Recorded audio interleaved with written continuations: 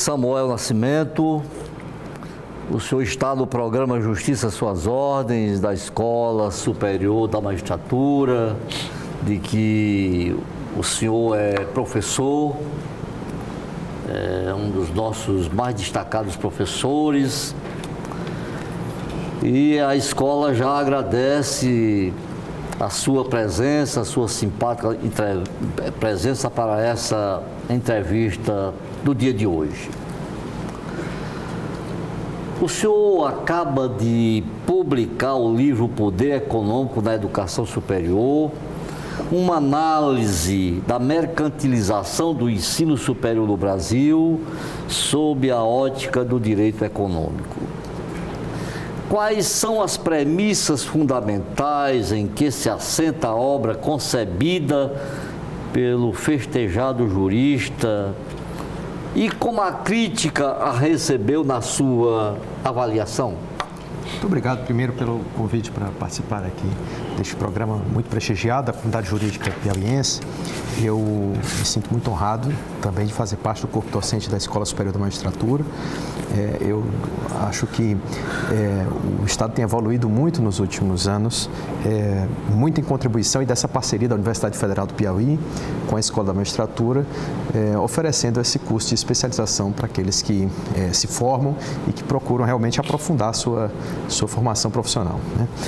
Então, esse livro nasceu justamente dessa minha dedicação à educação jurídica. Eu, quando resolvi fazer a pós-graduação, eu comecei o mestrado já pesquisando sobre esse tema da privatização do ensino superior, ou um movimento conhecido como privatização, mas que depois de um bom tempo de pesquisa, a gente percebe que é um processo de privatização diferente dessas privatizações que a gente tem visto agora recentemente da Eletrobras ou do setor de telefonia nos anos 90, né? A educação superior no Brasil passou por uma transformação econômica. O setor que mantém as instituições hoje, a grande maioria das faculdades privadas hoje no Brasil, já não são mais instituições como aquelas que a gente conhecia nos anos 70, 80, que eram as instituições privadas mantidas sem finalidade lucrativa. Hoje, são grandes empresas, grandes conglomerados econômicos que mantêm essa estrutura, né, de faculdades privadas e que mudaram o perfil da gestão dessas faculdades e, a meu ver, trazendo grandes problemas para a gestão das faculdades privadas, principalmente no ensino jurídico, né? O que hoje é o maior curso, né, é a maior oferta de vagas, são quase 1 milhão de vagas hoje preenchidas, né? Ofertadas chega a quase 2 milhões de vagas ofertadas em direito em todo o Brasil, mas mais de 800 mil alunos matriculados em curso de direito no Brasil hoje. E muitos desses alunos, a gente sabe, não conseguem atingir níveis mínimos, né, de preparação para o mercado de trabalho. E essa preocupação, vista sob a ótica educacional, também deve se refletir sobre a ótica do poder econômico em si, né? Então, a preocupação do livro era responder a este questionamento, para onde caminhamos com a nossa educação superior privada, né? Para onde o Brasil vai, de fato, levar os seus futuros profissionais, caso a gente mantenha a predominância desses grupos que buscam basicamente ou quase exclusivamente o lucro e tem pouco compromisso com os resultados em qualidade, né? E atinge o mínimo que o Ministério da Educação exige, mas nada mais do que isso. Então, a ótica dessa pesquisa era mostrar como que o direito pode atuar ou onde estão as falhas, né, nesse processo de transformação da educação superior, que o direito possa, de alguma forma, conter essas falhas, corrigir essas falhas, né, e para onde a gente pode apontar no futuro. Então, a comunidade jurídica, a meu ver, tem recebido muito positivamente, porque todos que trabalham, né, e aí os magistrados, os advogados, todos que trabalham na área sabem que cada dia mais é preciso de um profissional qualificado. É preciso que os profissionais estejam com uma profunda formação em humanidades, ele tenha condições de realmente dominar essa ciência jurídica. E nessa modalidade de ensino que hoje predomina no país, é muito difícil você primar pela qualidade, porque os interesses econômicos estão acima de qualquer coisa. Então, é mais ou menos isso que a gente busca revelar nessa obra e apontar alguns destinos. A comunidade tem recebido muito bem, inclusive agora eu estou lançando esse livro, que é fruto de uma tese de doutorado, né? Então, em diálogo com vários pesquisadores do Brasil inteiro, essa tese foi defendida em Minas Gerais há um pouco mais de um ano. E a gente agora está publicando numa linguagem bem acessível para todos aqueles que trabalham, né, na educação superior, possam entender o processo, né, aquele processo, tanto quanto o aluno quanto o professor, possa entender esse processo do qual ele faz parte, né? Ele vê as mudanças acontecendo, não sabe o que de fato pode ser feito, a quem procurar, quais irregularidades, como identificar as irregularidades. Esse livro busca justamente identificar esses pontos. Muito obrigado, professor. Professor Samuel, nós vamos continuar falando do seu livro, né? Ótimo. Aliás, o senhor, há poucos instantes, me dedicou um exemplar, né? Cujo título o desembargador Moura anunciou aí na abertura do programa. Eu lhe perguntaria se, em tempos de tantas incertezas e desesperanças, o seu livro é um convite para aqueles que acreditam na responsabilidade da educação superior, na democratização da sociedade e na redução das desigualdades sociais. E eu acrescentaria, educação é mercadoria ou é um bem público? Essa é a pergunta também que passa pelo livro, a gente busca responder isso, né?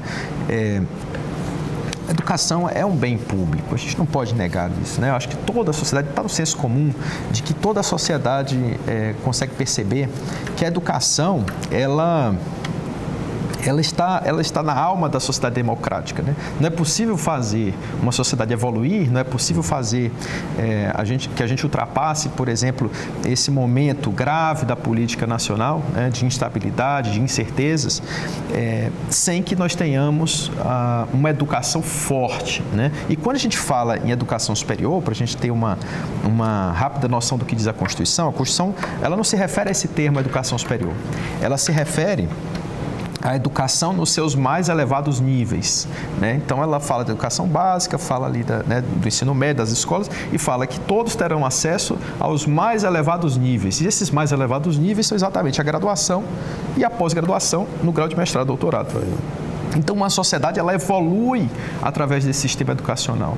Se a gente, e aí é nisso que eu acredito, né? Então, por isso que eu defendo que não é possível aceitar qualquer tipo de educação, não é possível aceitar qualquer tipo de maltrato, né, com esse bem público, que é um direito social também, que é um direito fundamental também, que é a educação. Então, eu vejo que há um caminho a ser seguido, né? Esse caminho está no nosso ordenamento jurídico. A Lei de Diretrizes e Bases traz alguns direcionamentos, por exemplo, que é a centralidade do papel do docente nas instituições.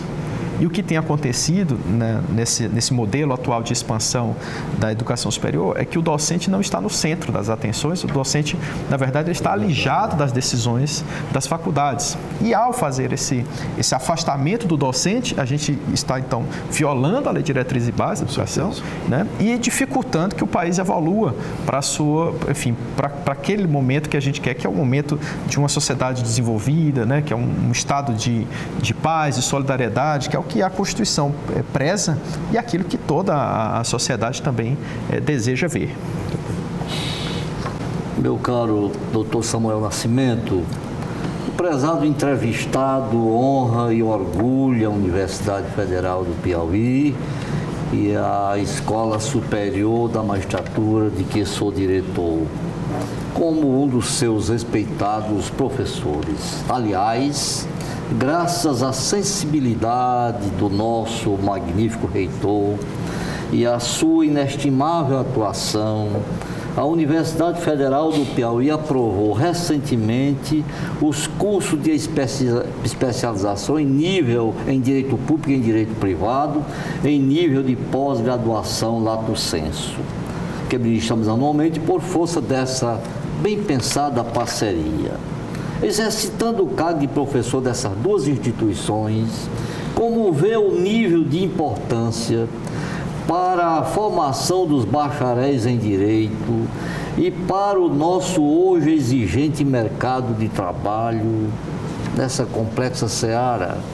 Eu acredito que a Universidade Federal do Piauí sempre foi um grande patrimônio cultural e científico, né, do nosso estado, né? A universidade já tem hoje 47 anos, prestando grandes serviços, né, à formação da nossa comunidade acadêmica. Hoje nós temos, através desse trabalho que foi feito e hoje encabeçado pelo professor, liderado pelo professor Arimateia, a universidade hoje tem quase 40 cursos de mestrado nas diversas áreas, né? Tem doutorados em diversas áreas também. E essa atuação em parceria com a Escola Superior de Magistratura, ela já é uma tradição que é preservada pela Faculdade de Direito da UFP, ela é alimentada, né? E ela é acolhida pela gestão superior da universidade, né, em nome do professor Arimateia, e eu acredito que é através desse tipo de parceria que a gente consegue estabelecer parâmetros para o crescimento da cultura, né, para o avanço, para o aperfeiçoamento da cultura jurídica do nosso estado, né. Eu tenho um prazer enorme fazer parte desse corpo docente, né, da Escola Superior da Magistratura. Lá a gente vê alunos interessados em um ensino presencial, em um ensino profundo, né. A gente consegue ver que os alunos são muito aplicados na sua formação. E da mesma forma os nossos alunos lá na Universidade Federal do Piauí, né? Que, aliás, a Universidade Federal do Piauí foi fundada, né, pela Faculdade de Direito, né? Uma das 3 fundadoras da Universidade Federal do Piauí. E eu acho que essa proximidade, eu vejo assim, essa proximidade entre a SMEP, né, e a UFP é algo que tem que ser cada vez mais fortalecido para que a comunidade jurídica possa usufruir, né, como desses cursos de especialização em direito público e direito privado, que já é uma tradição aqui na nossa cidade. Muito obrigado. Professor Samuel, não é mais segredo para ninguém, nós todos sabemos disso, que hoje existem conflitos de interesse entre o mundo do comércio e o mundo da educação.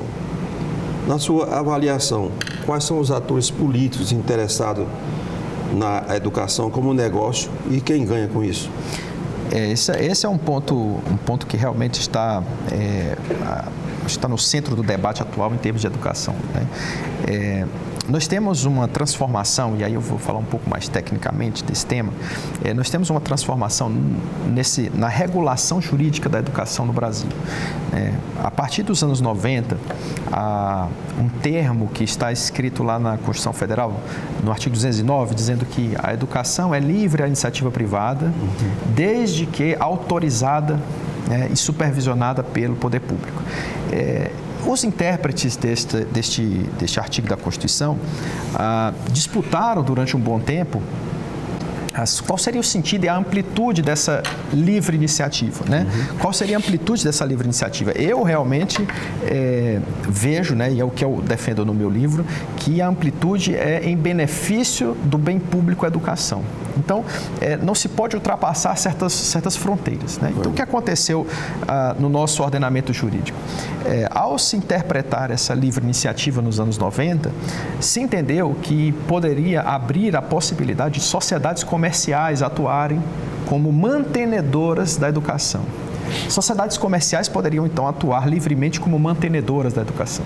Mas mantenedora não significa gestora da educação. E, para isso, o Ministério da Educação criou um sistema de regulação, que regulava, de um lado, a mantenedora, ou seja, uma empresa, que no caso foi autorizada, a sociedade comercial, ou uma associação, as fundações confessionais, as entidades filantrópicas, atuam como mantenedora, mas é preciso ter, paralelo a ela, uma instituição com gestão autônoma. E essas instituições com gestão autônoma é que foram, aos poucos, ao longo desses anos, sendo fragilizadas. E esse conflito entre interesse comercial e interesse educacional se coloca justamente nesse ponto, né, que é uma seara jurídica. A instituição de ensino, ela é um ente jurídico despersonalizado, mas que tem funções e capacidades próprias.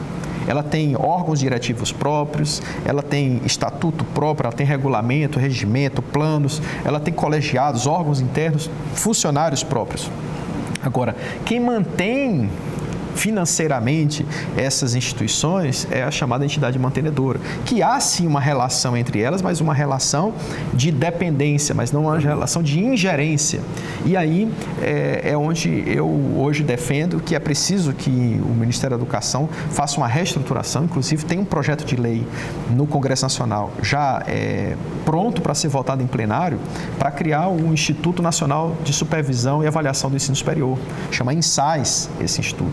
Ele funcionaria aglutinando funções de avaliação, que hoje estão no INEP, né, no Instituto Nacional Anísio Teixeira, e funções de regulação que estão vinculadas à administração direta no MEC.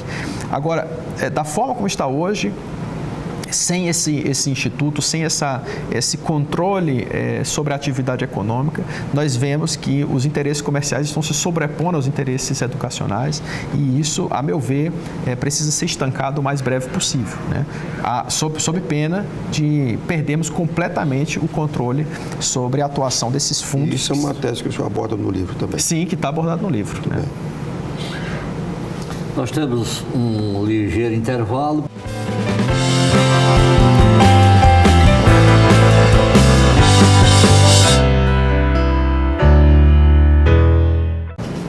Meu caro amigo e professor Samuel Nascimento, como é de sabedoria geral, de há muito se questiona as deficiências do ensino jurídico no Brasil.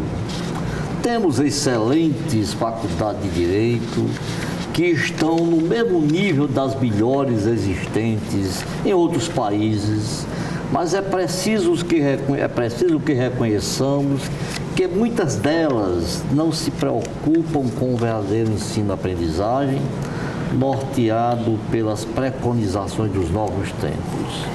Como prezado entrevistado na condição de presidente da Comissão de Ensino Jurídico da Seccional Piauiense da Ordem dos Advogados, avalia o nosso atual ensino jurídico?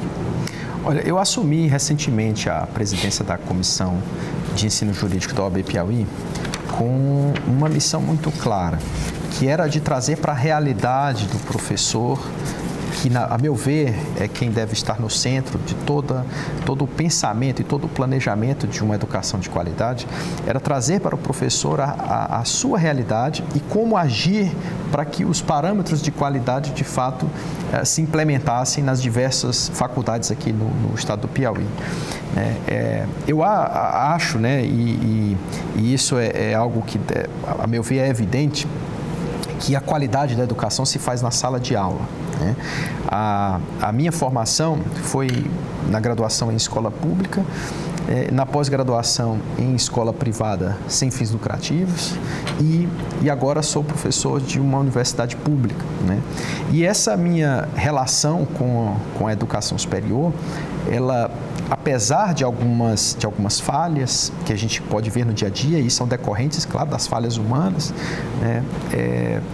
São falhas que podem ser vistas como algo para engrandecer mesmo o dia a dia. Então, eu quero dizer o seguinte, muita gente fala que a educação nas universidades federais, o professor não dá aula ou tem pouca aula, mas é de lá de onde saem as maiores mentes do direito brasileiro em qualquer área. Então, assim, os melhores profissionais são formados nas universidades federais. Durante muitos anos se contestou que as universidades federais eram ineficientes, se falava que as universidades eram muito caras para o resultado que se obtinha. E aí se fez uma grande expansão da rede privada. Hoje o que se mostra, que se prova, é que a rede privada não consegue alcançar os níveis de qualidade das universidades públicas.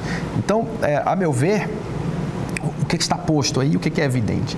É que a educação é feita pela qualidade do professor, pelo tempo disponível dos alunos para estudarem. Então, os alunos precisam ter tempo disponível, precisam ter estrutura familiar, precisam ter estrutura social, precisam ter um ambiente de convivência, um campus universitário, precisam ter eventos de diversos perfis diferentes para ele poder interagir com profissionais e com colegas de diversas áreas. Então, a meu ver, o modelo de educação ideal é o modelo da educação universitária, que nós construímos aqui no Brasil, que é bem sucedido.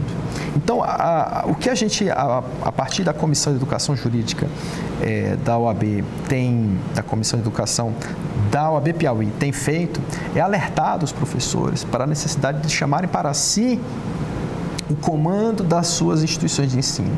Então, um curso de direito precisa ter uma liderança muito clara, uma liderança no corpo docente muito clara.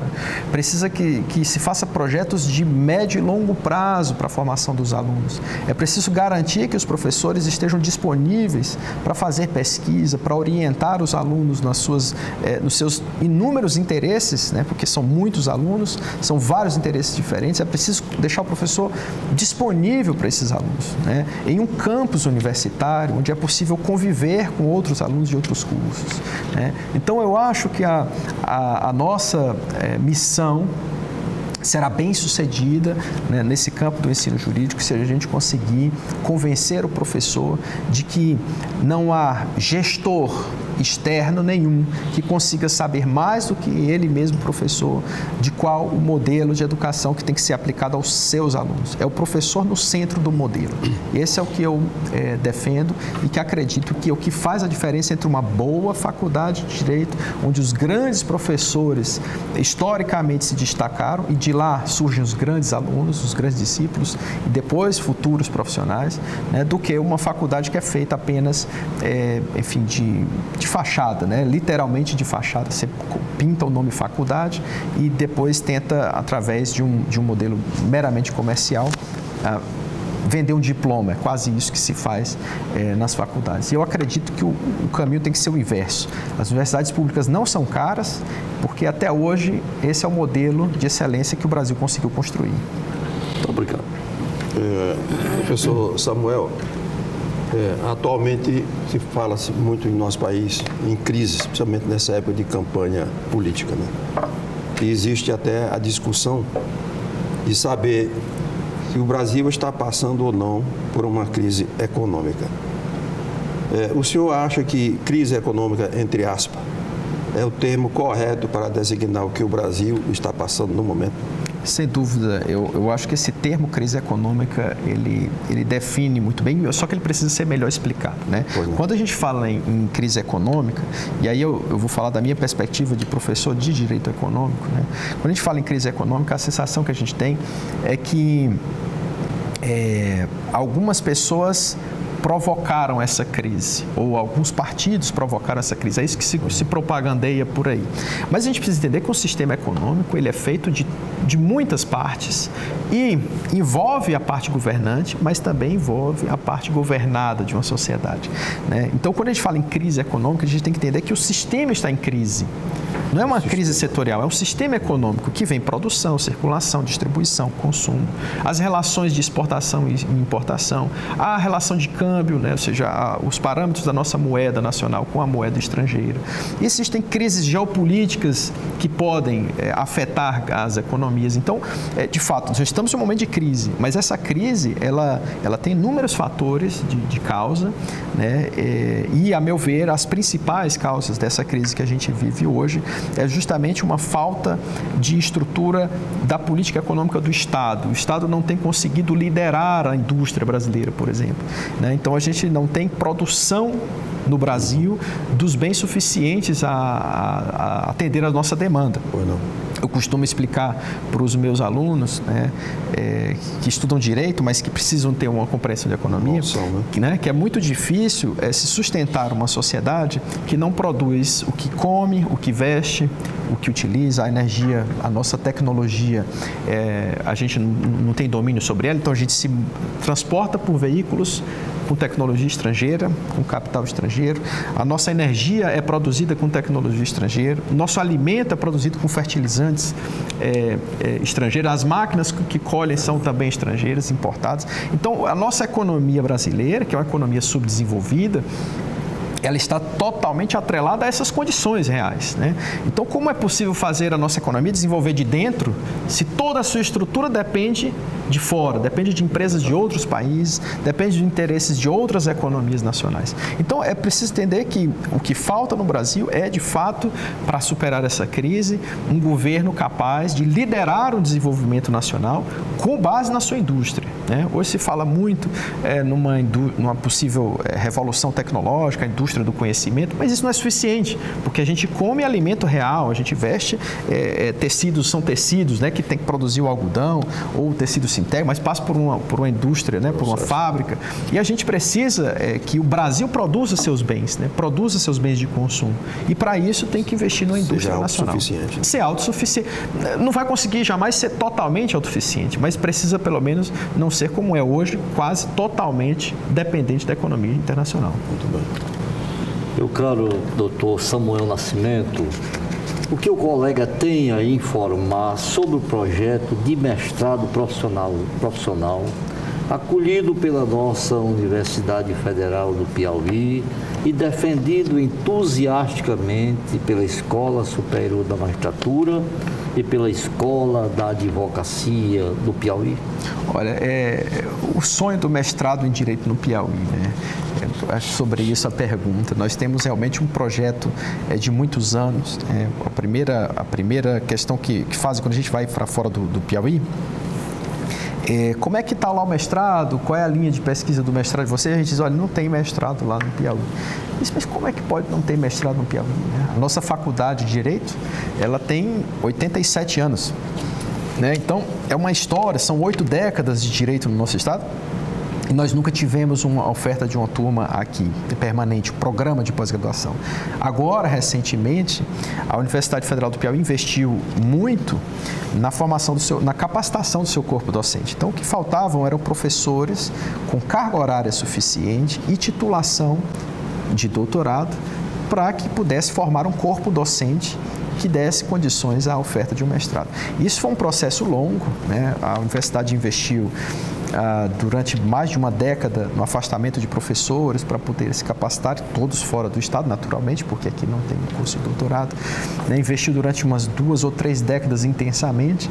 Hoje o corpo docente já está praticamente todo formado, nós temos ainda 10 professores com doutorado em andamento, mas nós já temos 22 professores com possibilidade de atuar no corpo docente. Então, esse mestrado, que é o mestrado profissional que a Universidade Federal do Piauí apresentou à CAPES, foi elaborado com muito cuidado, né, em parceria com a Escola da Magistratura, com a Escola da Advocacia, para que pudesse ser ofertada ao público piauiense, aos graduados piauienses, aos advogados, juízes, uma formação em mestrado profissional. Esse projeto ele está sendo avaliado pelo Ministério da Educação através da CAPES, né? A CAPES ela tem um processo lá que dura em torno de 6 meses de avaliação e a gente espera até o final desse ano ter um bom resultado, né? E que até o final desse ano a gente tem essa notícia de aprovação do mestrado. Então, assim, a gente está em vias, é um processo longo realmente, né? Mas que foi se intensificado todo o trabalho, o investimento nos últimos anos. Eu acredito que com essa parceria forte a gente consiga trazer à comunidade piauiense esse primeiro mestrado em Direito. É uma boa notícia, né? Professor Samuel, muitos falam hoje, atualmente, em nossos meios, que às vezes as pessoas deixam de obedecer à lei e seguir o que a lei determina por falta de conhecimento. E isso nos leva a perguntar, através do programa Justiça às Suas Ordens, gostaria que o senhor respondesse, na sua opinião, qual é o papel do ensino jurídico para esclarecer e contribuir para o conhecimento e aplicação mais eficaz das leis no Estado Democrático de Direito? Realmente a conscientização dos direitos, né? A nossa Constituição Federal tem mais de 250 artigos. Esses artigos já foram emendados 95 vezes. A gente teve reforma do judiciário, recentemente reforma trabalhista. Insere-se e se retiram dispositivos da Constituição com muita frequência aqui no nosso país. E isso cria uma dificuldade da população de se identificar com esse texto constitucional. o texto constitucional brasileiro, que é extenso, é analítico, a gente chama assim, ele tem, além de ser extenso, ele tem inúmeras disputas interpretativas em torno dele, né? O nosso Supremo Tribunal Federal acabou assumindo protagonismo na interpretação dessa Constituição, que se chamava lá de guardião da Constituição. Ele se tornou quase um artesão de interpretações da Constituição e que deixa a sociedade um pouco com dificuldade de se identificar com esse texto. E a função do profissional do direito ou da educação jurídica, do ensino jurídico, é justamente tentar pacificar essas interpretações e educar a população para cumprir a nossa ordem constitucional. Muitos até dizem que ela tem mais direito do que obrigações, né? Acaba se conferindo muitos direitos na Constituição. Tá. Né? Muito bem. Doutor Samuel Nascimento, o senhor acaba de nos conceder uma brilhante, uma objetiva, uma judiciosa, uma didática entrevista que com certeza agradou a todos aqueles que tiveram a oportunidade de vê-la e ouvi-la, escutá-la através do nosso programa Justiça às Suas Ordens. Só nos resta, em meu nome, no nome da escola, o desembargador Valério Chaves, lhe agradecer. Muito obrigado. Muito obrigado. Agradeço, desembargador Valério.